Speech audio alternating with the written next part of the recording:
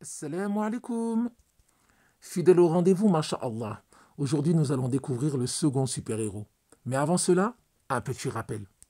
La dernière fois, nous avons parlé du meilleur des compagnons, Abu Bakr as-Siddiq, radiyallahu anhu. S'il fallait retenir que peu de choses, retenons alors qu'il était le meilleur des compagnons, que c'était l'homme le plus aimé auprès du prophète, alayhi salatu salam, que c'était le musulman qui avait la plus grande foi après notre bien-aimé, alayhi salam, qu'il avait le surnom de As-Siddiq, le véridique, et que ce surnom a été donné par le prophète, alayhi salatu salam, qu'il était également le beau-père du prophète, alayhi salam, et qu'il a été le successeur du prophète, alayhi salatu salam, à la tête de la communauté. Après ce bref rappel, passons au second super-héros. Et je suis sûr et certain que tu as déjà entendu parler de lui. Et oui, qui ne connaît pas Omar? Il est la preuve vivante qu'Allah guide qui il veut. En effet, le jour même de sa conversion, Omar voulait tuer le messager d'Allah, alayhi salatu salam. Mais Allah, subhanahu wa ta'ala, a ouvert son cœur.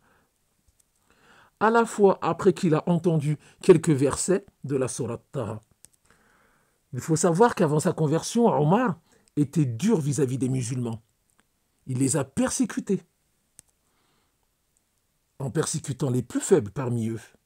Sa conversion, elle a eu lieu à la fin de l'année 6 de la prophétie, peu après l'émigration des musulmans vers l'Abyssinie. À l'annonce de cette nouvelle, il se mit dans une profonde colère et il a voulu se débarrasser du messager d'Allah, alayhi salatu salam, car il considérait qu'il avait divisé son peuple avec sa nouvelle religion. Alors il est sorti de chez lui avec son épée à la main, porté par la colère et l'ardeur de l'époque de l'ignorance. Sur son chemin, il a croisé un homme de sa tribu, secrètement converti à l'islam. Ce dernier lui demanda « Où vas-tu avec cette épée ?»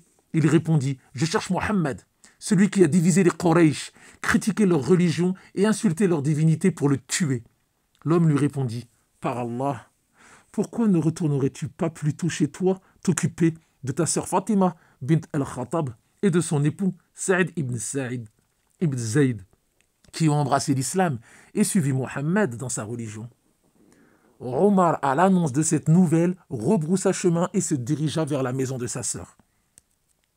Cette dernière et son époux recevaient Khabab ibn al-Arath, qui leur faisait réciter la sourate Taha à partir d'un parchemin. Lorsque Omar s'approcha de la maison, il entendit la récitation de Khabab. Il frappa alors violemment à la porte en criant de lui ouvrir.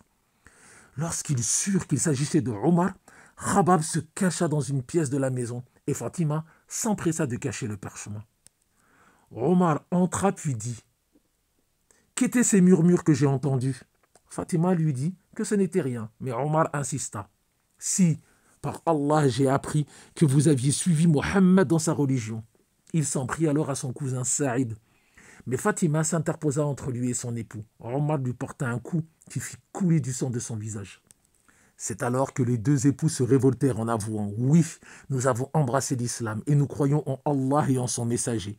Agis donc comme bon te semble. » Mais à la vue du sang sur le visage de sa sœur, Omar, confus, a été saisi de regret. Il leur demanda avec douceur « Donnez-moi ce parchemin, que vous lisiez, que je vois ce que prêche ce Mohammed. » Elle lui dit qu'il était toujours polythéiste et que seuls les gens purifiés étaient en droit de toucher ce parchemin. Omar alla se laver, puis revint pour lire le parchemin que lui tendit sa sœur. Il lut le début de la sourate Taha et dit Bismillahirrahmanirrahim. Afwan. Il a lu le début de la sourate Taha et en y lisant, à voix basse, il a dit que ses paroles sont belles et nobles.